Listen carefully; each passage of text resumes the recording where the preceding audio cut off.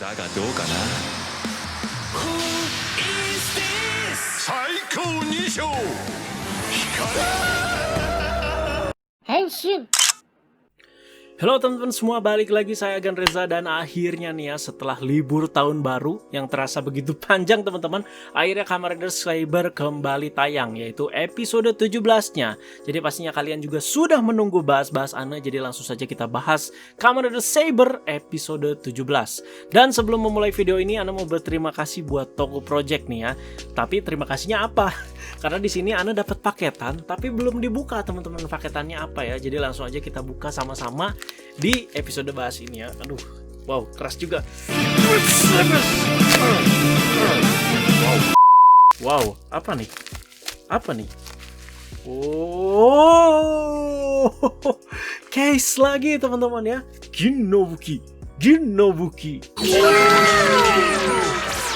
Mantap. Jadi ini Wonder Right Book yang dipakai sama si Kamen Rider Psycho ya teman-teman ya. Wah, gila, ini jenis si case-nya ini seperti apa ya teman-teman ya, kayak hard case tapi glossy gini. Ana paling suka nih jenis-jenis case kayak gini ya. Jadi Ana pasang di HP Ana teman-teman. Wah, jadi ya keren banget ya di sini. Wih, jadi solid dan kokoh banget teman-teman ya.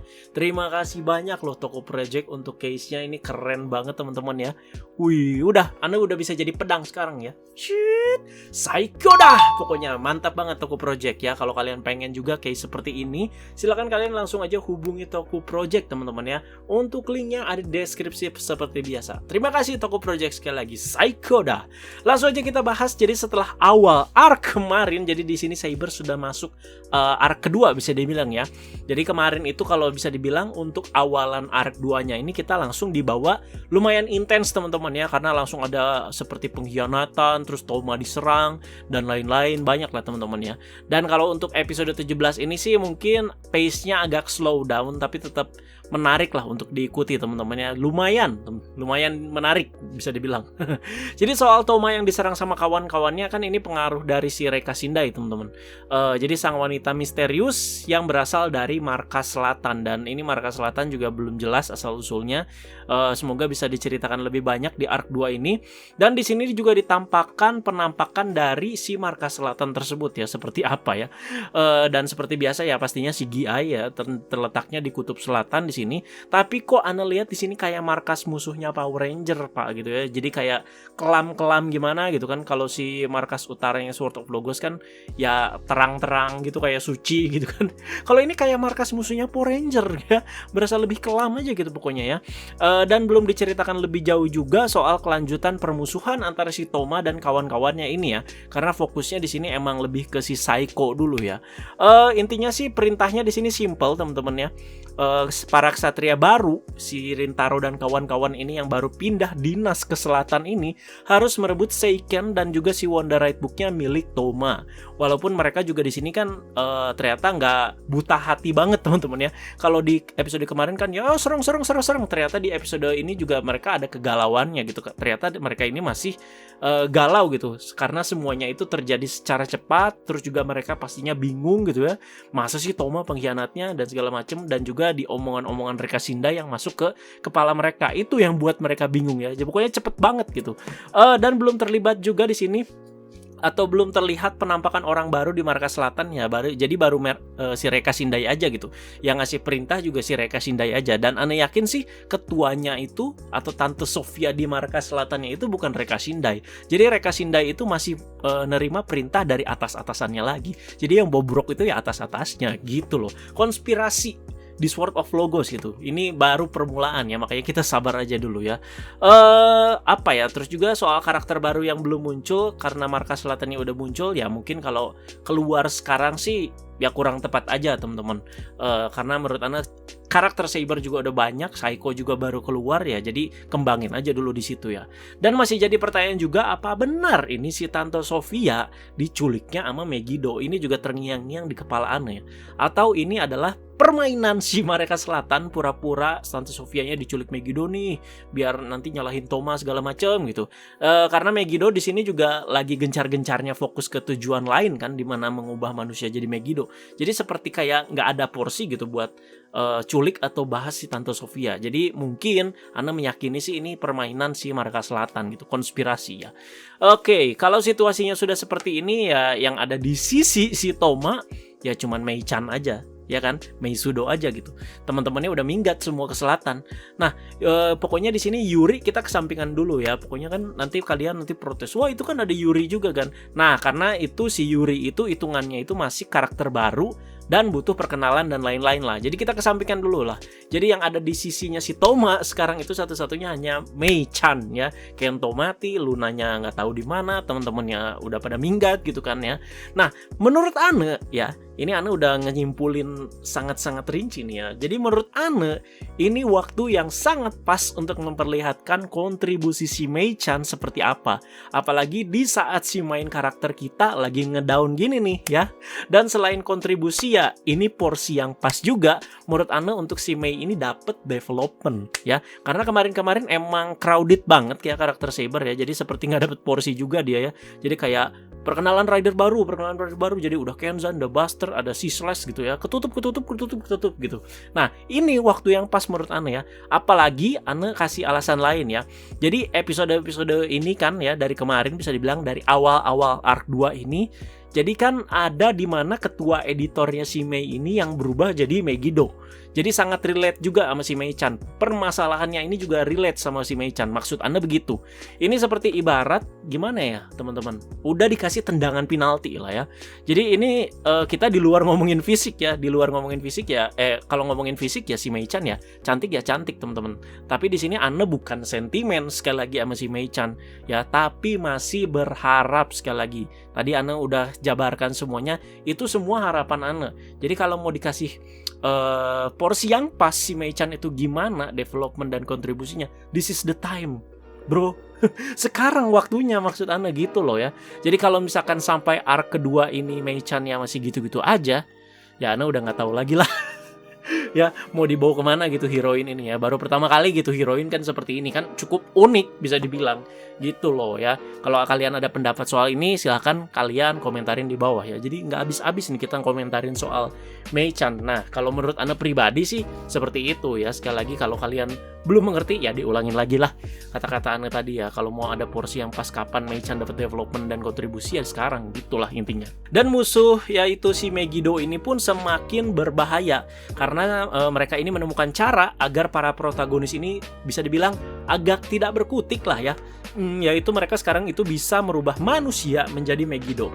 Pastinya kalian juga udah tahu case-nya juga dari kemarin di sini dengan buku putih polos yang ada di episode sebelumnya yang diambil sama Storius yang mirip Jaku Dragon tapi warnanya putih polos. Nah, itu yang untuk mengubah si manusia itu menjadi Megiddo. Tapi yang Anda tangkap di sini dengan syarat, teman-teman ya. Jadi nggak semua manusia itu bisa langsung diubah gitu ya. Jadi dengan syarat yang Anda tangkap sekali lagi di sini ya, kalau salah maafkan. Mungkin bukan manusia biasa yang asal gitu ya diubah jadi Megiddo, tapi manusia yang sudah terhubung dengan si Wonderworld. Nah, diperjelas lagi mungkin para manusia yang sudah bisa melihat dunia Wonderworld dari dunia mereka berasal gitu ya. Jadi kayak si bu editornya atasannya si Mei-chan gitu ya. Jadi dari jendela kan dia bisa lihat Wonderworld terus gitu ya. Jadi seperti kayak ada penglihatan gitu teman-teman. Nah, jadi mungkin dia juga yang diincar. Terus juga bisa juga siapa gitu si bocil, terus bisa juga siapa orang-orang yang wah indah banget tuh dunia gitu, yang udah dapat penglihatan tertentu mungkin sekali lagi ya. Karena ketika mengetahui teori ini juga apa ya, si Toma juga sempat bimbang gitu ya, karena manusia di luar kan di sana banyak banget gitu ya, gimana kalau jadi Megiddo gitu. Nah mungkin juga Toma di sini belum tahu kalau yang bisa diubah jadi Megiddo itu yang udah terhubung aja gitu ya. Jadi masih probabilitas ya antara si Megiddo ini bisa menciptakan para monster-monster Megiddo ini asal manusia, asal pick aja, atau yang sudah dapat penglihatan atau misalkan sudah terhubung kalau di kata-kata Saber ini gitu teman-teman ya, mengerti? Oke, kalau ada koreksi silahkan dikoreksi aja. Oke, dan ketika si manusia itu tersebut sudah diubah jadi Megiddo, jadi ada proses gitu teman-teman di sini. Makanya si buku polos itu yang dimasukin ke si manusianya itu semakin terisi warnanya menjadi semakin merah ya, terlihat di episode ini. Ketika prosesnya selesai di sini, atau bisa dibilang bukunya selesai, yang di dalam tubuhnya itu manusianya pun musnah atau hilang, dan si Alter Right Book-nya ini selesai. Begitulah prosesnya ya. Jadi ini lagi-lagi double dilema ya. Ini cukup cerdik dan cukup jenius juga loh ini ya. Jadi para ksatria, apalagi si Toma kan di sini case-nya itu dia nggak bisa ngebunuh manusia ya. Tapi kalau nggak dikalahkan, nanti si Alter Right Book-nya ini selesai, terus manusianya juga tetap musnah gitu ya. Jadi situasi yang cukup membagongkan ini ya. Jadi kita tunggulah caranya seperti apa agar si protagonis ini bisa membalikkan keadaan. Pusing kan gimana kalau nggak dikalahin, nanti manusianya tetap musnah, Alter Right Book-nya selesai, tapi kalau dikalahin manusianya juga tetap hilang atau terbunuh gitu. Liar si Toma gitu. Dan Megiddo yang tercipta dari si manusia ini, yang Ana lihat sih ya, di sini sih lebih kuat kayaknya ya. Jadi Crimson Dragon juga seperti kayak imbang-imbang di sini gitu ya. Sementara yang cuman disummon dari si Alter Right Book ya, yang cuman dijebret buka gitu terus jadi monster gitu, terlihat jadi melemah aja gitu ya, yang udah susah payah dikalahkan sama para ksatria sebelum-sebelumnya tuh kayak terlihat jadi lemah di sini ya. Jadi si Saiko juga di sini ngalahinnya itu begitu gampang ya, ngalahin 2 Megiddo begitu sangat gampang sekali ya. Atau pengaruh si Saiko juga emang pedang terkuat mungkin ya. Jadi bisa ngalahinnya dengan segitu mudahnya ya. Dan bener kan di sini ternyata Megiddo hanya memanfaatkan si Calibur saja ya. Jadi sayang sekali sih ya, padahal Calibur antagonis yang lumayan keren loh menurut Ana ya. Jadi mungkin bisa diteruskan lah ya. Mungkin nanti Kento bakal jadi Calibur ya, mungkin aja biar bisa lebih berwarna lagi cerita Saber ya. Tadi balik lagi, ternyata si Megiddo itu hanya memanfaatkan si Calibur ya. Jadi ini langsung diucapkan juga oleh si Regiel. Jadi mungkin Ana ada kekurangan di sini, mungkin sayang pernyataan ini tuh kurang dapat spotlightnya aja ya. Jadi kurang dapat spotlight yang wah gitu ya, yang ketika kita bikin kita tuh kaget di sini ya. Jadi cuman kayak jadinya asal omongan doang gitu ya. Calibur gue manfaatin loh, udah. Jadi cuman kayak asal ngomongan gitu ya. Mungkin at least kalau si Storius yang ngomong gitu ya bakal lebih terasa gitu ya, karena Storius kan sebagai otak utama dari para Megiddo. Kita manfaatin Calibur doang loh gitu kan ya.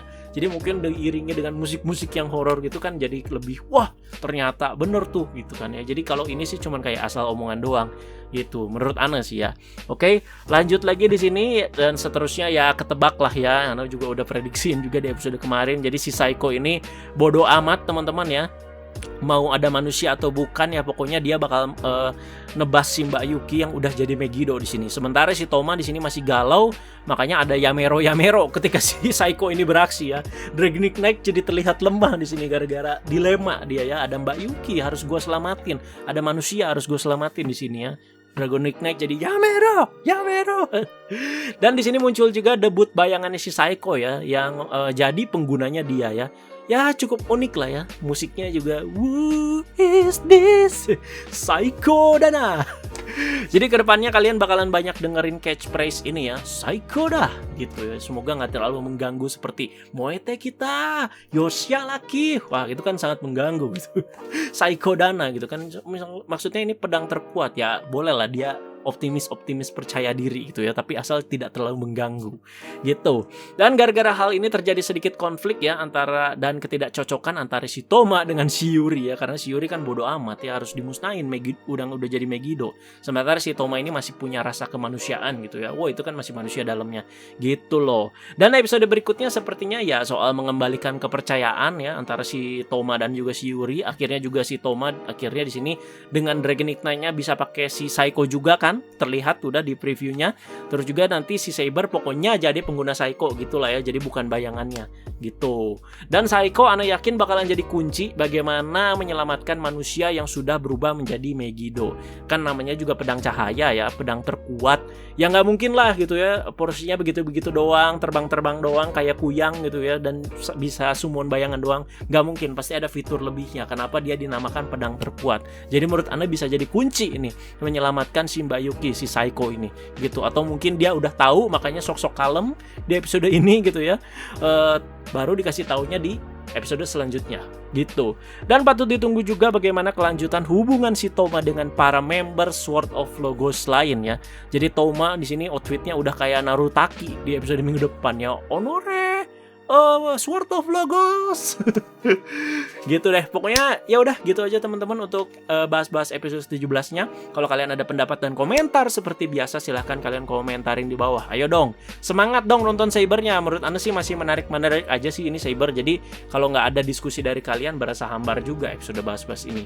Pokoknya diskusi seperti biasa di kolom komentar teman-teman ya. Kalau misalkan ada pembahasan Anda yang miss, ada yang salah, silakan jangan malu-malu juga untuk koreksi di kolom komentar dan mendengarkan komentar-komentar dari kalian semua ya. Jangan anggap Anda anti kritik dong, gitu aja. Terima kasih banyak teman-teman. Teman-teman jangan lupa like, share, dan juga subscribe. Terus juga ditunggu untuk bahas-bahas episode 18 berarti ya. Semoga semakin menarik juga ini Saber setelah mendapatkan kepercayaan si Yuri. Bakalan terjadi apa lagi nih ya. Semoga bisa lebih banyak bahas tentang kelanjutan hubungan Toma dan Sword of Logos Selatan. Nih konfliknya bakalan seru nih ya. Toma seorang diri melawan si Sword of Logos yang cabang selatan. Wah, mantap. Ya udah gitu aja teman-teman. Bye bye.